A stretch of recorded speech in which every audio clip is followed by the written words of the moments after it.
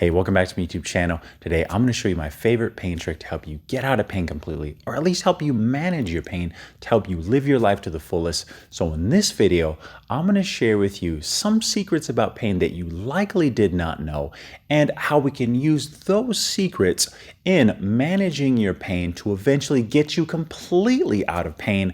Let's dive in now.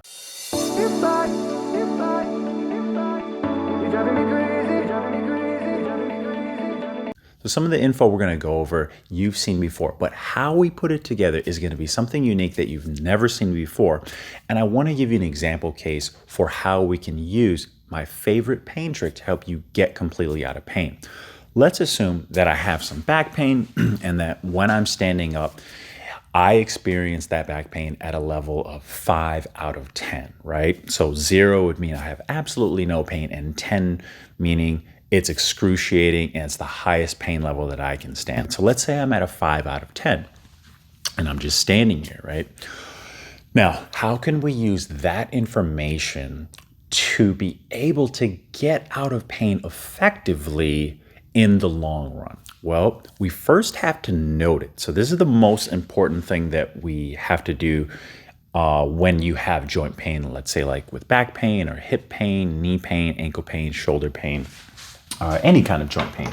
So you first need to monitor, okay? And what that means is, what's your score out of 0 to 10? Okay.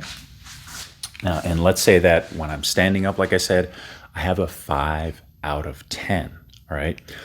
Now, let's assume though that when I sit down in a chair, just normal chair, I'm just sitting down, that my pain level goes down to a 2 out of 10, all right? So we have to consider position, all right? Now, it might go without saying, but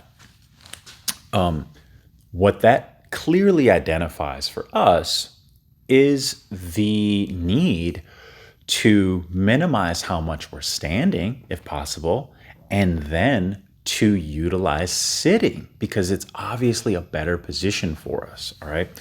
Now, that doesn't mean, though, that you should just buy a wheelchair and just hit the road, right? I'm not saying that, because you're obviously going to have to relearn how to stand.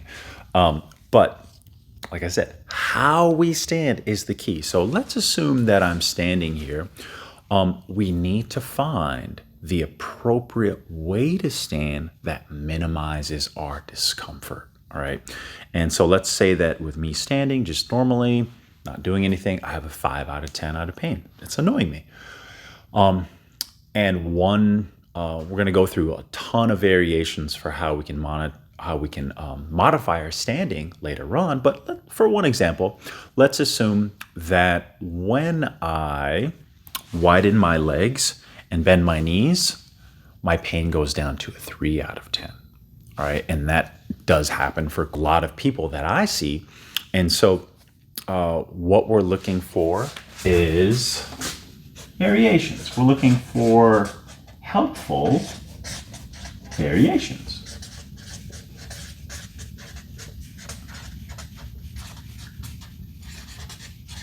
Okay.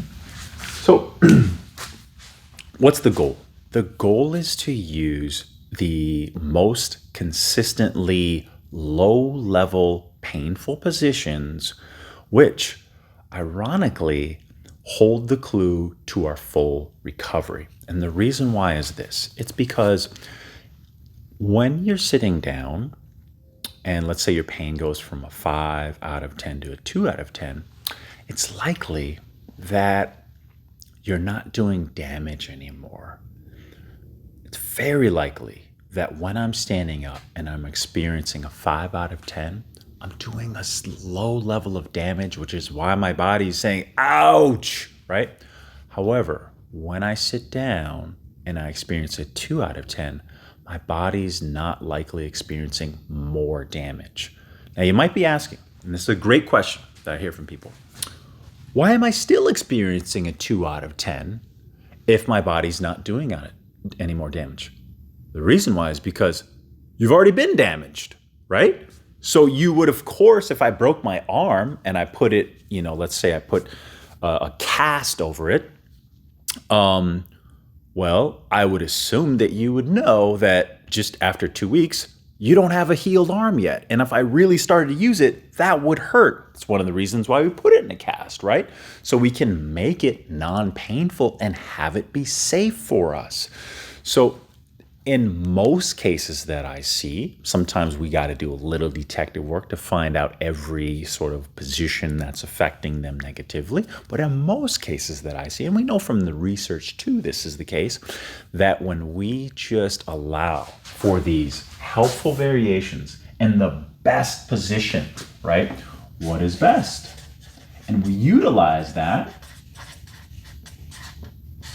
this person will likely experience, let's say in another week, maybe a couple weeks, instead of a 2 out of 10 when they're sitting down, they'll experience 1 out of 10s. And then after a while, 0 out of 10s. They might have some pain when they're standing up still. That should likely lessen over time as long as we're using the helpful variations in standing. Maybe it's getting wider, kind of it might be tucking up the pelvis. There's just a lot of little cool stuff that we can use to help you heal and not do more damage. So the whole idea is this. If you're in positions where you're not hurting, your body is actually healing itself, okay? Now, if I have to stand for 10 hours out of the day, maybe I'm a clerk, maybe I work in a department store where I have to service clients on my feet all day, then you might have an issue, but still, there are often workarounds where you can lean up against stuff. We may need to do some specific strength training or rehabilitation type of work so that we can allow you to get to the point where you can stand to do what you need to do and still get out of pain and not do any damage, which can allow your body to fully heal. So the goal is you first have to use a monitoring or scoring from 0 out of 10. I recommend you keep frequent baselines for that and record that every day just to know how you are. And it's common for there to be fluctuations. So you might be experiencing some relief, and then it's like, oh, I did some exercise and it felt worse the next day. Don't freak out. There's times where during the week it can just fluctuate, but over time, we should see a sort of wave like this where the discomfort decreases more and more and more. Now, I know I'm going to receive this question in the comments. What if that 2 out of 10 goes down to a 1 out of 10, but it stays as a 1 out of 10?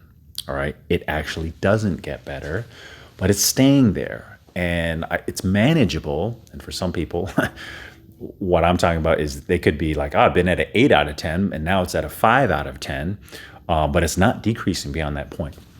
What do we do then? Okay. So what's going on is there's something that is stressing out the body more than its ability to heal. We simply need to identify what those things are so that when we change them, we are going to then allow, and again, we're always undergoing some degree of damage and decay. That's normal, but our body's also healing too. So when we can look at all those factors, and they can have to do with sometimes, usually, oftentimes, with activities we're doing. It could be activities we're not doing. It could be our alignment or our posture. It could be certain muscles, or we call them motor patterns, or certain movements that are contributing towards damaging ourselves, that are completely normal to us and they feel totally just, that's the way I've always done it, but are actually causing low-level damage that we can't necessarily be fully aware of. So that's where you need to get in contact with a movement professional. Could be a physical therapist, could be could be a McGill practitioner, for example, if you're focusing on your low back.